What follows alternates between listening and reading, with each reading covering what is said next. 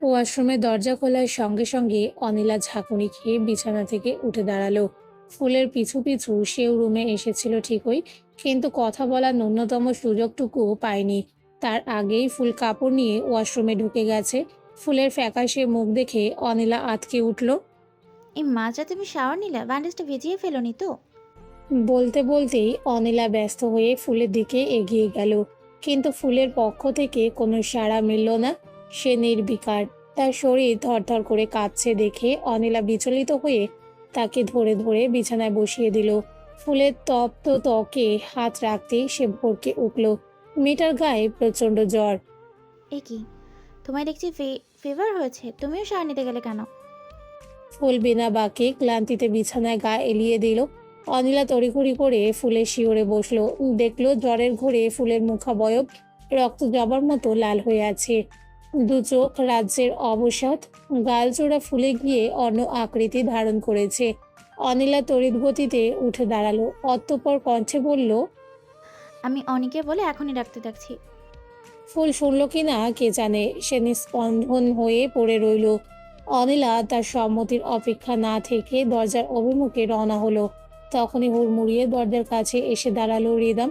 এক নিঃশ্বাসে যেন সবগুলো সিঁড়ি ডিঙিয়ে এসেছে সে, যার দরুন হাঁপাচ্ছে খুব।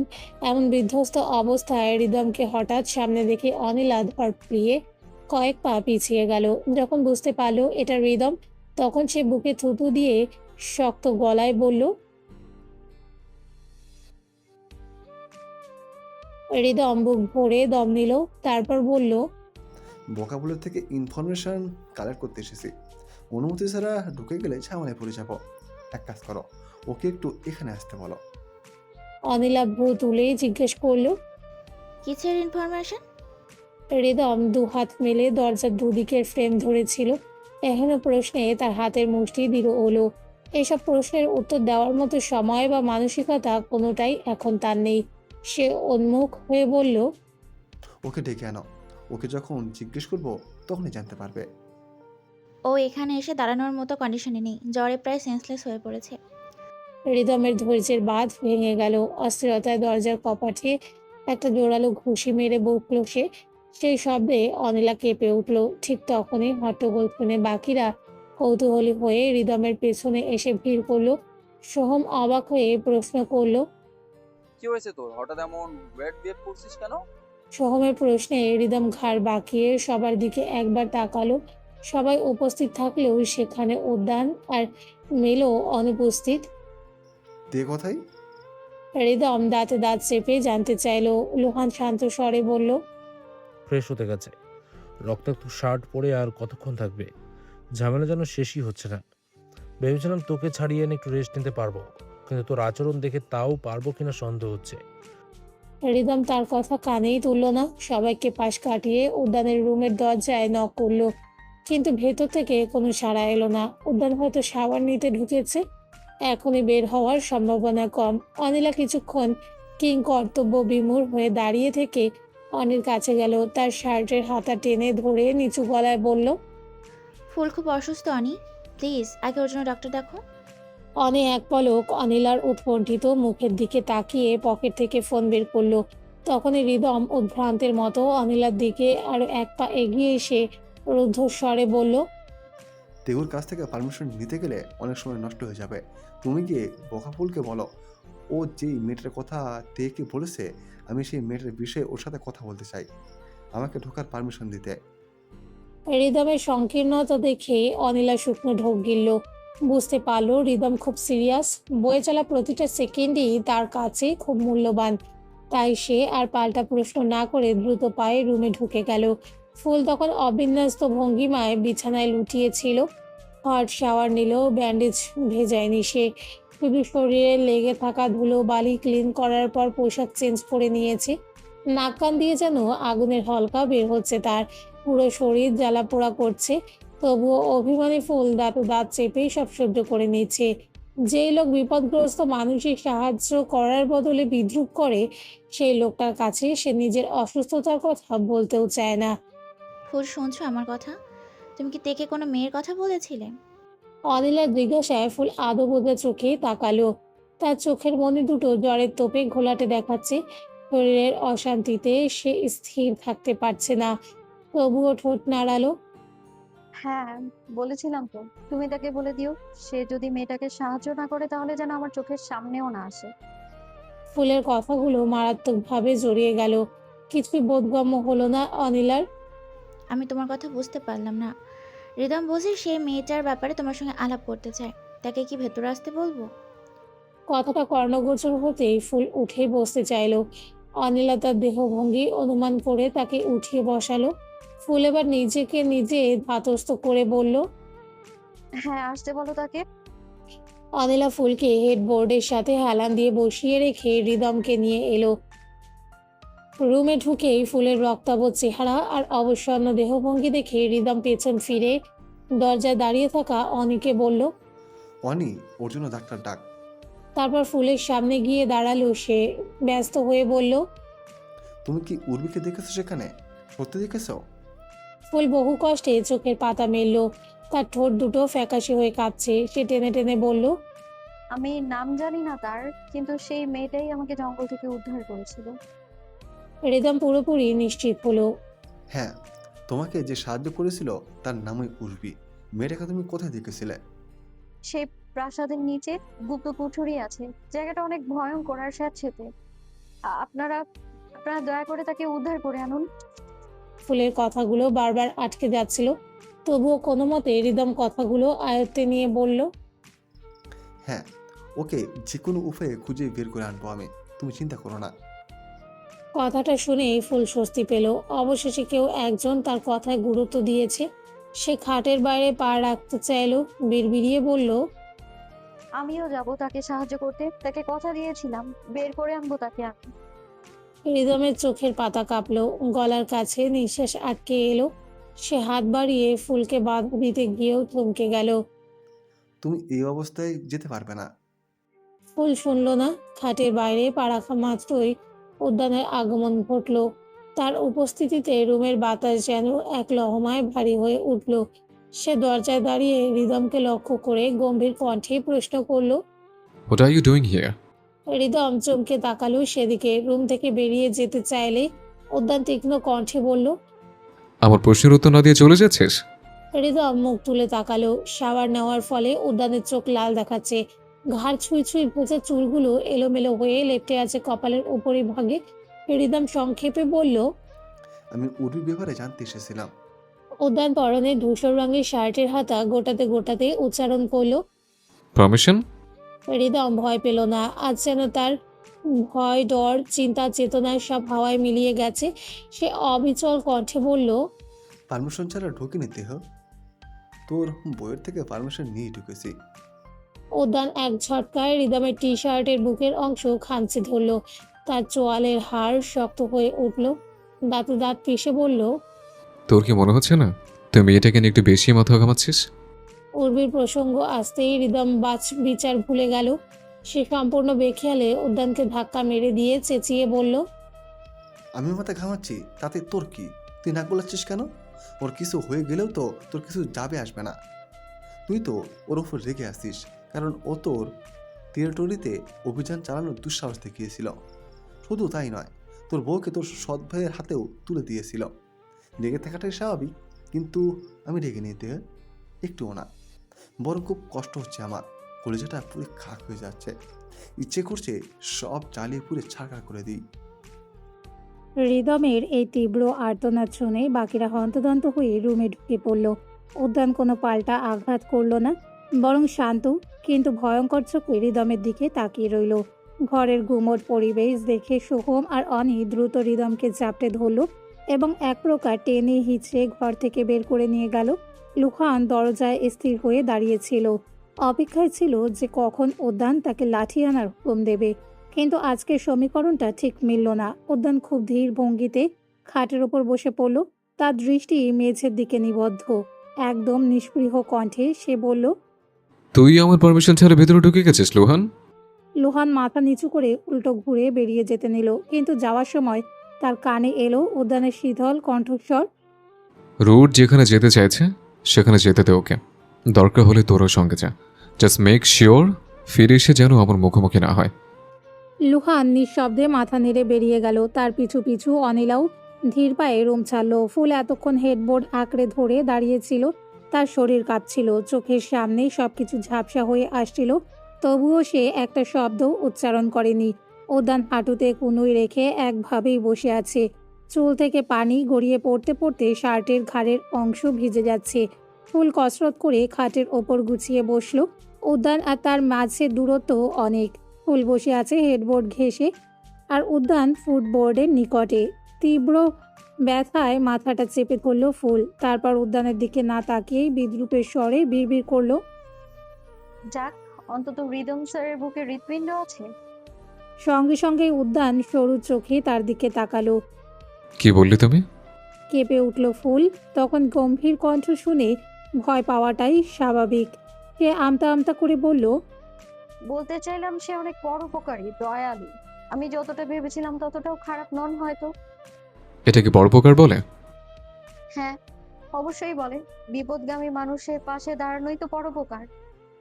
জি না পেটেল, এটাকে নিজের সর্বনাশ করা বলে। ফুল ভ্রু কুচকে তাকালো। অনেক যেমন আবেগের বশে নিজের সর্বনাশ করেছে, আজ হৃদমও ঠিক সেই পথেই পা বাড়ালো। ফুল বিরক্ত হয়ে চোখ উল্টালো। আপনি স্রেফ রাগের বশে এসব বলছেন। অবশেষে আমি বুঝতে পারলাম আপনি কেন উর্বি ম্যামকে সাহায্য করতে চান। উদ্যানের চোয়াল শক্ত হলো। সে এক দৃষ্টিতে ফুলের ফ্যাকাশে মুখের দিকে তাকিয়ে রইল। কি বুঝেছো তুমি? ফুল ঠোঁট প্রসারিত করে বলল, উর্বি ম্যাম আমাকে আবেশ ভাইয়ের হাতে তুলে দিয়েছিল, সেই জন্যই আপনি রেগে আছেন, তাই না? উদ্যান মুখ বাঁকালো। হ্যাঁ, সেটাই। যেটাকে তুমি সাহায্য বলে মনে করছো, সেটাই আদতে তোমার জীবনের সবচেয়ে বড় ক্ষতি ছিল। উদ্যান কথাগুলো বলতে বলতেই প্যান্টের পকেটে হাত ঢুকালো। ঠিক তখনই সে পিঠে এক পশম উষ্ণতার ছোঁয়া পেল। ঘাড় ঘুরিয়ে দেখলো ফুল হাঁটু ভাঁজ করে বিছানায় বসে নিজের ওড়না দিয়ে তার ভেজা মাথা মুছে দিচ্ছে। উদ্যান মুহূর্তের জন্য থমকে গেল। ফুল আপন মনে বলতে লাগলো, রিদম স্যার কেন এমন করলেন আমি জানি না। আপনার নিশ্চয়ই তার কথা খারাপ লেগেছে। উদ্যান চট করে ফুলের হাত ধরে ফেললো। অনুভব করলো তার শরীর আগুনের মতো গরম। তবুও তার শরীরটা এক ঝটকায় সরিয়ে দিল। কর্কশ গলায় বলল, সহানুভূতি দেখাতে আসবে না আমায়। আমি পছন্দ করি না এসব। আর রইলেও খারাপ লাগার কথা, জেনে রাখো, কোনো কিছুতেই খারাপ লাগে না আমার। উল্টো আমি সব কিছু নিজের ভালো লাগাতে পরিণত করতে পারি। আকস্মাৎ আক্রমণে ফুল অনেকটা দূরে ছিটকে পড়ল। এক কথায় সে নিচে পড়তে পড়তে বেঁচে গেছে। উদ্যানের রুক্ষ আর অসংলগ্ন আচরণে ফুল ভারী কষ্ট পেল। সে নিজেকে সামলে নিয়ে উঠে বসল। কান্না চেপে রেখে বলল, আমি সহানুভূতি দেখাচ্ছি না, ভালোবাসা দেখাচ্ছি। যদি আমার ভালোবাসা সহ্য করার ক্ষমতাই না থাকে তাহলে স্বীকার করানোর জন্য মরিয়া হয়ে উঠেছিলেন কেন? উদ্যান চোখ বন্ধ করে লম্বা শ্বাস নিল। তারপর ফুলের দিকে এগিয়ে গিয়ে পকেট থেকে সেই পেন্ডেন্টটা বের করলো। খানিকটা ঝুঁকে কোনো মতে পরিয়ে দিল সেটা। উদ্যানের স্পর্শ পেতেই ফুলের বুকের ভেতর ঝড় উঠল। বিছানার সাথে হাত ঠেকিয়ে ঢলে পড়তে লাগলো পেছনের দিকে। কিন্তু বিছানায় পিঠ ঠেকানোর আগেই উদ্যান ক্ষিপ্রতার সাথে ফুলের ঘাড়ের ভাঁজে হাত গলিয়ে দিল। এক হ্যাঁচকা টানে টেনে নিল তার পুরো শরীরটা। ফুলের কাঁপা কাঁপা ঠোঁটজোড়া নজরে আসতেই উদ্যানের মতিভ্রম হলো। এক গভীর ঘোরের বেশে নেশাতুর কণ্ঠে সে হিসিয়ে উঠল। কিয়েরো উন ভ্যাসো। ফুলের পুরো শরীর এক অজানা শিহরণে কেঁপে উঠল। সেই কম্পন থামার আগেই উদ্যান নিজের ঠোঁটের নিচে পিষে ধরল তার ফিনফিনে অধযুগল। মুহূর্তের ব্যবধানে উদ্যান তার লালিত সংযম চতুর্থবারের মতো ছিন্ন ভিন্ন করে ফেলল। জ্বরে তপ্ত ফুলের শরীরটা শক্তহীন হয়ে বিছানায় লুটিয়ে পড়তে চাইলেও উদ্যানের বলিষ্ঠ হাত তাকে স্থির করে রাখল। ঠিক সেই মোহবিষ্ট মুহূর্তে কারো পায়ের আওয়াজের উদ্যান দমে গেল। মুখ তুলে পেছনে তাকানোর পর মুহূর্তে একজন মহিলা ডাক্তার এসে হাজির হলেন। তাকে দেখে উদ্যান ভ্রু কুঁচকে তাকালো। একরাশ বিরক্তি নিয়ে বলল, কে চাই? ডাক্তার মাথা নিচু করে বললেন। অনি স্যার পাঠালেন মিস্ট্রেসের চিকিৎসার জন্য। উদ্যান তখনও সেই 85 ঘোরের মাঝে বিচরণ করছিল। সে কোনো কিছু না ভেবেই বলল, প্রয়োজন নেই, লিভ। ডাক্তার কথা না বাড়িয়ে দ্রুত পায়ে প্রস্থান করলেন। উদ্যান পুনরায় মুখ ঘোরাতেই ফুলের ধপধপে ফর্সা গলা নজরে এলো। সে যেন হিতাহিত জ্ঞান হারিয়ে আবার মুখ বাঁকিয়ে নিল। উদ্যানের ঘন ঘন চুমো ছোঁয়ায় ভিজে উঠল ফুলের ঘাড়, গলা আর বুকের উপরিভাগ। সে এতটাই উন্মত্ত হয়ে পড়েছিল যে ফুলের চেহারার দিকে তাকানোর প্রয়োজন বোধ করল না। ফুলের চেহারা তখন নজরে এলো যখন সে ফুলের ঠোঁটে চুমু খেতে গেল। ফুলের বন্ধ চোখের পাতা আর নিথর দেহভঙ্গি দেখে তার হুঁশ ফিরল। ফুল যে গভীর জ্বরে আর অবসাদের চেতনা হারিয়ে ফেলেছে তা বুঝতে পেরেই তার মেজাজ সপ্তম আকাশে চলল। পেটাল, পেটাল, চোখ খোলো। বাসর কি করতে দেবে না আমায়? আচ্ছা, তুমি তো ঘন ঘন বেহুশ হও কি করে? ক্লান্ত লাগে না তোমার? আমার তো ইচ্ছে করছে অচৈতন্য অবস্থাতেই সব কিছু ছেড়ে ফেলে। উদ্যান ঠাস করে ফুলের শরীরটা বিছানায় ফেলে দিল। ফলস্বরূপ ফুলের আলুলায়িত চুলগুলো এলোমেলো হয়ে পুরো মুখ ঢেকে ফেলল।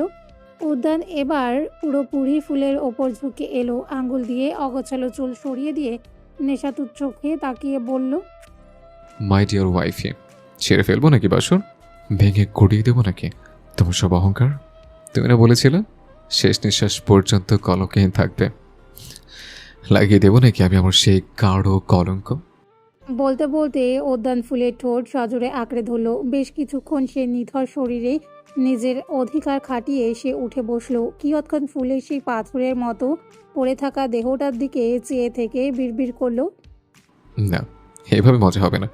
মজা তো তখন হবে যখন তুমি সজ্ঞানে নিজেকে আমার কাছে বিলিয়ে দেবে। সেদিনটা খুব বেশি দূরে নেই petal. I am very much excited.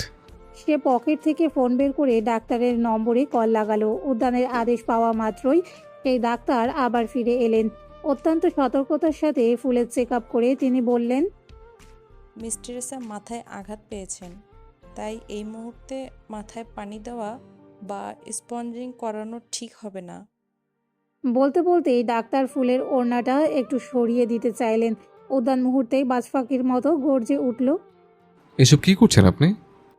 Doctor ঘাবড়ে গিয়ে তোতলাতে লাগলেন, আমি আমি জাস্ট ওনার গায়ের বাড়তি কাপড়টা সরিয়ে দিতে চাইছিলাম, যাতে শ্বাস নিতে সুবিধা হয়। উদ্যান তর্জনী উঁচিয়ে ঠান্ডা গলায় সাবধান করলো। শুধু কাপড়ে হাত দিলে সে হাত নিয়ে রুম থেকে বেরোতে পারবেন না। ডাক্তার ভয়ে শুকনো ঢোক গিললেন। দ্রুত থার্মোমিটার দেখে বললেন, সরি মাস্টার, আমি জ্বর মেপে দেখেছি 103 ডিগ্রি। উদ্যান নির্লিপ্ত সুরে বলল, খুব বেশি নয়, তবু সেন্সারের প্রবণতা কমানোর কোনো মেডিসিন নেই? তেমন কোনো স্পেসিফিক মেডিসিন নেই মাস্টার। মনে হচ্ছে মিস টেরেসা অনেকক্ষণ ধরেই কিছু খায়নি, সেই জন্যই তার শরীর দুর্বল হয়ে পড়েছে। উদ্যানের মনে পড়লো ফুল পুরো একদিন না খেয়ে আছে। সে মাথা নেড়েই সায় দিল, হ্যাঁ, খাইনি বেশ অনেকক্ষণ হয়েছে। সেন্স ফিরতে সাহায্য করবে এমন কিছুদিন। ডাক্তার তার ব্রিফ কেস থেকে স্যালাইনের সরঞ্জাম বের করলেন। ফুলের হাতের শিরায় নিটলটা পুশ করতে করতে বললেন, এটা নর্মাল স্যালাইন, দ্রুত এনার্জি পেতে সাহায্য করবে। আমি কিছু এক্সট্রা মেডিসিন দিয়ে যাচ্ছি, ওনার জ্ঞান ফিরলে খাইয়ে দেবেন। উদ্যান মাথা নাড়ালো। ডাক্তার বিদায় হতেই উদ্যান ফুলের পাশে এসে বসলো। এদিক ওদিক তাকিয়ে এক হ্যাঁচকা টানে ফুলের ওড়নাটা সরিয়ে দূরে দূরে ফেলে দিল। ফুলের শান্ত মুখের দিকে তাকিয়ে কামাতুর কণ্ঠে বলল, বুক ভরা নিঃশ্বাস নাও পেটাল, তাড়াতাড়ি সুস্থ হয়ে ওঠো। I am waiting for you. বলতে বলতে উদ্যান ফুলের পাশে শুয়ে পড়লো। তাকে আষ্টে পৃষ্ঠে জড়িয়ে ধরে নিজের কপাল ফুলের তপ্ত কপালে ঠেকালো। তারপর ঘর কাঁপিয়ে তার পার্সোনাল অ্যাসিস্ট্যান্টকে আদেশ দিল, Alex, close the door. Don't open it until I tell you to. গভীর অন্ধকারের মধ্যে যখন ফুলের জ্ঞান ফিরল তখন চারপাশ একদম নিস্তব্ধ। জানালার স্থূল পর্দাগুলো ভেদ করে বাইরের এক বিন্দু আলো ভেতরে প্রবেশ করতে পারছে না। ফুলের শরীরটা নিদারুণভাবে আড়ষ্ট হয়ে আছে।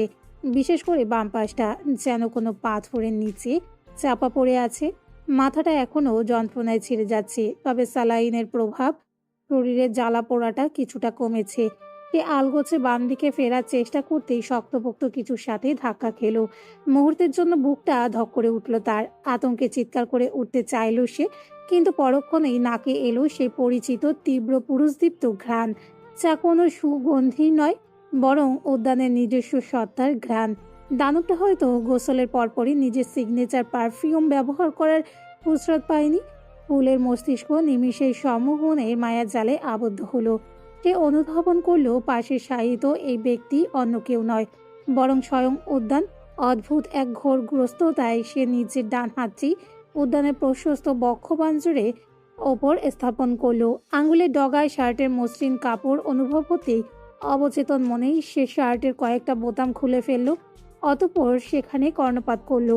উদ্যানের হৃৎপিণ্ডের স্পন্দন এখন ধীর ও ছন্দবদ্ধ, তাতে কোনো চপলতা নেই, নেই কোনো ব্যাকুলতা। কেন যেন এই প্রশান্তি ফুলের ভালো লাগলো না। তার মনে পড়ে গেল সেই রাতের কথা, যখন সে বাইকের গদিতে বসে উদ্যানের বুকের সাথে লিফটে ছিল। তখন সে এক ধরনের উচ্ছৃঙ্খল আর অস্থির শব্দ শুনতে পেয়েছিল। সে এখন ঠিক সেই ধরনের শব্দটাই শুনতে চায়। ঘোরের অতল গহ্বরে বিচরণ করতে করতে ফুল যেন অবুঝ ও উন্মুখ হয়ে উঠল। মুখাবয়ব ঘুরিয়ে সে উদ্যানের নগ্ন বুকে নিজের নাক ঘষতে লাগলো। তার নিঃশ্বাসের উত্তাপে ঘুমন্ত দানবের শরীরটা একবার শিহরিত হলো ঠিকই, কিন্তু তন্দ্রাচ্ছন্নতা কাটল না। ফুলের ভেতরে তখন এক আদিম উন্মাদনা দানা বেঁধেছে। সে আবছা আলোয় সম্মোহীন দৃষ্টিতে সেই চওড়া বুকের দিকে তাকিয়ে রইল এবং হুট করেই নিজের ওষ্ঠাধর সেখানে সজোরে গেঁথে দিল। মুহূর্তের মাঝে উদ্যানের শরীর যেন হাজার ভোল্টের বিদ্যুৎ তড়িৎ হলো। এক ঝটকায় চোখ মেলে খাটের ওপর সচকিত হয়ে বসলো সে। দম যেন তাল হারালো, শ্বাস প্রশ্বাসের গতি বেড়ে গেল। Alex, turn on the light. উদ্যানের আদেশে তৎক্ষণাৎ লাইট জ্বলে উঠল। দীর্ঘক্ষণ অন্ধকারে থাকার পর তীব্র আলোকছটা ফুলের চোখে শুলের মতো বিঁধল। সে বালিশে মুখ লুকিয়ে আলোর হাত থেকে পরিত্রাণ পেতেই চাইল। উদ্যান এক পলক তাকে দেখে নিয়ে পানির গ্লাসটি হাতে তুলে নিল। তৃষ্ণা মিটিয়ে শার্টের বোতামগুলো পুনরায় সংবদ্ধ করতে করতে নিরাসক্ত কণ্ঠে বলল, আমি এই ধরনের মজা একদম উপভোগ করি না, এমন করবেন না কখনো। ফুল মুখ ঘুরিয়ে পিটপিট চোখে তাকালো। এটাকে মজা বললেন কেন? কখনো করবো না মানেটা কি? ব্যথা পেয়েছেন আপনি? পাননি তো। তাহলে আপনি ভালোবাসেন আমাকে, আমিও ভালোবাসি। আমি করবো এমন, এইদিকে আসুন। উদ্যান সরু চোখে তাকালো, বুঝতে পারলো মেয়েটার মাথা ঠিক নেই। উদ্যান খাটের বাইরে পা রাখলো।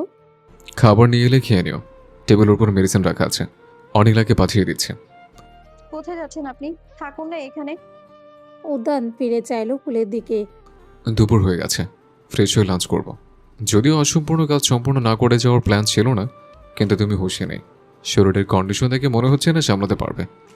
দরজার সন্নিকটে পৌঁছে উদ্যান আদেশ করলো। Alex, open the door. অপার এক যান্ত্রিকতায় দরজা খুলে যেতেই উদ্যান রুম ত্যাগ করলো। ওয়াশরুম থেকে বেরোতে অনিলার দৃষ্টি নিবদ্ধ হলো টেবিলের ওপর রাখা ছোট্ট পেজারটির দিকে। যন্ত্রটি সূক্ষ্ম শব্দে স্পন্দিত হয়ে জলজল করছে। ভ্রুকুচকে সে এগিয়ে গিয়ে এটি হাতে তুলে নিল। সবুজ সংকেত দেখে বিস্ময় জাগলো মনে। উদ্যান তাকে ডাকছে। সাধারণত প্রয়োজন হলে উদ্যান অনেকেই তলব করে, তাকে প্রায় কখনোই ডাকে না। তবে আজ কি এমন হলো যে দানবটা তাকে স্মরণ করছে? সবুজ আলোয় টাচ করতেই উদ্যানের কণ্ঠস্বর ভেসে এলো। পেটালের জন্য খাবার নিয়ে এসো। মেয়েটকে বলতে পারতাম, কিন্তু স্পাই স্টেটে আছে এখনো। ফুল নিষ্প্রাণ চোখে হাতের দিকে চেয়ে আছে। হাতের উল্টো পাশে ড্রেসিং টেপ লাগানো। তখনই অনিলা দরজার আড়াল থেকে উকি দিয়ে মৃদু স্বরে বলল, ভেতরে আসবো ফুল? ফুল দরজার দিকে তাকিয়ে ইশারায় অনুমতি দিল। অনিলা খাবার ভর্তি ট্রে নিয়ে ফুলের পাশে এসে বসলো। তাকে ধরে ধরে উঠে বসালো। খাবার নিয়ে এসেছি, খেয়ে নাও। শরীর একদম ভেঙে গেছে তোমার। অনিলার সহায়তায় ফুল খাবার শেষ করে মেডিসিন খেয়ে নিল। ফুলের প্রশ্নে অনিলা মাথা নাড়ল। হ্যাঁ, খুব ভোরে তোকে উদ্ধার করে নিয়ে আসা হয়েছে। ফুল স্বস্তির নিঃশ্বাস ফেলল। কোথায় সে এখন? কেমন আছে? অনিলা একটু সময় নিয়ে উত্তর দিল, মেয়েটার অবস্থা একদমই ভালো না, জ্ঞান ফেরেনি এখনো। যদি আরো কয়েক ঘন্টা সেই জায়গায় বন্দি থাকতো মরেই যেত হয়তো। ফুল শুকনো ঢোক গিলল।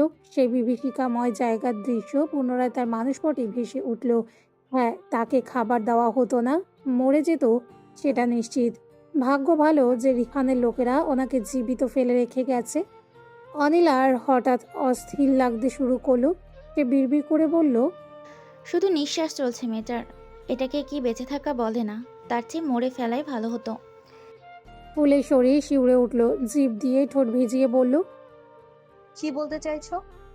মেয়েটার উপর ওরা অমানবিক নির্যাতন চালিয়েছে, রেপ করেছে অগণিতবার। শুধু একজন নয়, একাধিক লোক শতাধিক ভাড়া রেপ করেছে। ফুল আটকে উঠল। দু হাতে কান চেপে ধরে ভয় কুকড়ে গেল। না, বলো না এগুলো, ভয় করে আমার।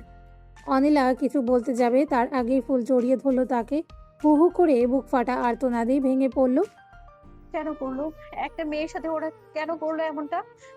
তার কি অপরাধ ছিল? এত বড় একটা ধাক্কা সে কিভাবে কাটিয়ে উঠবে? কি বলে সান্ত্বনা দেব আমরা তাকে? অনিলার নেত্রপল্লব অশ্রুসিক্ত হয়ে উঠল। কান্না সংবরণ করে সে বলল, সেই জন্যই তো বললাম, তার চেয়ে মেরে ফেললেও ভালো হতো বোধহয়। মেয়েটাকে এত কষ্ট ভোগ করতে হতো না। সে এখন কোথায় আছে? আমার নিয়ে চলো, আমি দেখতে চাই তাকে। তুমি কিভাবে যাবে? হাঁটতে পারবে বলেও তো মনে হচ্ছে না। ফুল মুখ তুলে চোখ মুছে নিল। অনিলার কবজি ধরে গলায় ঠেকিয়ে বলল, আমি পারবো, জ্বর ছেড়ে দিয়েছে দেখো। অনিলা স্নেহ ভরা চোখে তাকালো। জ্বর পুরোপুরি কমেনি ফুল, মাত্রই মেডিসিন খেয়েছো। মেডিসিনের কোনো ম্যাজিক নয় যে সঙ্গে সঙ্গে কমে যাবে। আমি অসুস্থ বোধ করছি না, হাঁটতে পারবো, তুমি আমায় নিয়ে চলো সেখানে। এটা রিদমের রুমে আছে, তুমি কি যাবে সেখানে? ফুল বিস্মিত চোখে তাকালো। তাকে রিদম স্যারের রুমে কেন রাখা হয়েছে?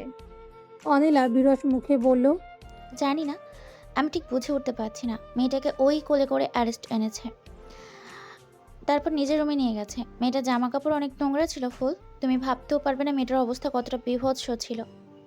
ফুলের নিঃশ্বাস আটকে এলো। রিনরিনে কণ্ঠে বলল, আমি সেই কুঠুরিতে তাকে দেখেছিলাম অনিল আপু। আবছা আলোয় যেটুকু দেখেছিলাম সেটুকু দেখে রুহ কেঁপে উঠেছিল আমার। ফুল আস্তে ধীরে নেমে দাঁড়ালো। অনিলাকে নিয়ে রিদমের দরজার অভিমুখে আসতেই থমকে দাঁড়ালো। দেখতে পেল রিদম রক্ত চোখে উর্বির দিকেই চেয়ে আছে। বিপরীতে উর্বি জানুদয়ের মাঝে মুখ খুঁজে খাটের এক কোণায় বসে আছে। হাত দুটো দিয়ে নিজেকে এমন করে আঁকড়ে ধরে আছে যেন সবার থেকে নিজেকে আড়াল করতে চাইছে। অনিলার কথা অনুযায়ী উর্বির পরনে নোংরা পোশাক নেই, তার বদলে সফট কাপড়ের লং ফ্রক, হাতাগুলো লং। হয়তো জামাটা দিয়ে তার শরীরের ক্ষতগুলো সুনিপুণভাবে ঢাকার চেষ্টা করা হয়েছে। ফুল কারো অনুমতির আশায় না থেকে রুমে ঢুকে পড়ল। উর্বি ঠিক সামনে গিয়ে দাঁড়িয়ে অতি সন্তর্পণে তার কাঁধে হাত রাখলো, কিন্তু সামান্য স্পর্শেই উর্বি ছিটকে সরে গেল। দু হাতে মুখ ঢেকে প্রলাপ বকতে শুরু করলো সে। কাছে এসো না, ব্যথা হচ্ছে, আমার খুব ব্যথা হচ্ছে। ফুল বিছানায় হাঁটু গেড়ে বসলো। উর্বির হাত ধরে বলল, ম্যাম, আমার দিকে তাকান, আমি আপনাকে একটুও ব্যথা দেব না। আপনাকে আমরা উদ্ধার করে নিয়ে এসেছি, কেউ আপনাকে আর আঘাত করতে পারবে না। আমার দিকে চেয়ে দেখুন, আমি ফুল। উর্বি ভীত সন্ত্রস্ত চোখে মাথা তুলল। অশ্রু সজল নয়নে সে ফুলের দিকে তাকালো। ফুলের ফ্যাকাশে মুখাবয়ব দেখে সে একটু একটু চিনতে পারল। তুমি আমাকে বের করে নিয়ে যাবে? ফুল কান্না আটকে কিঞ্চিত হাসার চেষ্টা করলো। অভয় দিয়ে বলল, আমরা আপনাকে মুক্ত করে এনেছি ম্যাম। চারপাশে তাকিয়ে দেখুন, সেই নিকষ কালো অন্ধকার আর নেই এখানে। এখানে কত আলো দেখুন না। উর্বি সত্যি সত্যি চারিদিকে দৃষ্টি ফেরালো। এক পর্যায়ে তার নজর গিয়ে স্থির হলো রিদমের চোখের ওপর। রিদমকে দেখা মাত্রই উর্বির অভিব্যক্তিতে আমূল পরিবর্তন এলো। সে সজোরে চিৎকার করে উঠল, ও ও আমাকে কষ্ট দেবে, ও আমাকে ছাড়বে না, ও একটা পিশাচ। আমাকে খাবার দেয় না, পানি চাইলে মাথায় ঠেলে দেয়, আমাকে খেতে বলে। অনেকগুলো মানুষ নিয়ে আসে সাথে, তারা আমাকে অনেক কষ্ট দেয়, খুব ব্যথা দেয়। আমি বারবার বলি আমাকে মেরে ফেলতে, কিন্তু তাও মেরে ফেলে না। আমাকেও বাঁচতে দেবে না, আর মরতেও দেবে না।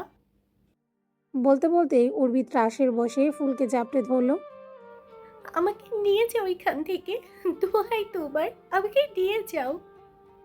ফুল কিছুটা অপ্রস্তুত হয়ে পড়লেও দ্রুত নিজেকে সামলে নিল। উর্বির হাত ধরে বলল, ঠিক আছে, আপনি আমার সাথে চলুন, এখানে থাকার কোনো প্রয়োজন নেই। উর্বিকে নিয়ে ফুল নেমে দাঁড়ালো। উর্বি তখনও ফুলের বাহু আষ্টে পৃষ্ঠে চেপে ধরে আছে। একে তো ফুলের নিজের শরীর অসুস্থতার চিহ্ন, তার ওপর উর্বির হাতের প্রবল চাপে সে আড়ষ্ট হয়ে পড়েছে। সে বিস্ময়ে ভাবলো, এত নির্যাতনের পরেও মেয়েটার শরীরে এত শক্তি অবশিষ্ট আছে কিভাবে। পরক্ষণে স্মরণে এলো উর্বির একজন পুলিশ কর্মকর্তা। তার দেহে এই কাঠিন্য থাকাটা মোটেও অস্বাভাবিক নয়। প্রস্থানের পূর্বে ফুল রিদমের দিকে চেয়ে ধীর সুস্থে বলল, উর্মি ম্যামকে উদ্ধার করে নিয়ে আসার জন্য আপনাকে ধন্যবাদ রিদম স্যার। রিদম কোনো উত্তর দিল না। ফুল কিছুক্ষণ ইতস্তত করে পুনরায় বলল, মনস্টারের সাথে কথা বলে সব ঠিক করে নিয়েন। জানেনই তো দানবটা ভীষণ একরোখা, শুধু শুধু রাগ করে থেকে লাভ হবে না। রিদম তখনও নিশ্চুপ, কিন্তু পাশ থেকে সোহম বলে উঠল, বলে দিয়েছে ও যেন তেউর মুখোমুখি না হয়। এমনিতেও যা মুখে এসেছে তাই বলে দিয়েছে, তার উপর কথার অবাধ্য ছেলে, সে ওকে মেরে মাটি চাপা দিয়ে দেবে। ফুল কিছুটা শঙ্কিত হলো, তবুও নিজেকে সামলে নিয়ে বলল, উনি রাগের মাথায় বলে দিয়েছেন। আপনি চাইলে আমি আপনার হয়ে ওনার সাথে কথা বলবো। সোহম মৃদু হেসে বলল, তাহলে তো খুব ভালো হবে। তুমি একটু বুঝিয়ে বলো ওকে। রিয়ানের অত্যাচার সহ্য করতে করতে রিদমের মস্তিষ্কের কলকবজা একটু বিগড়ে গেছে আর কি।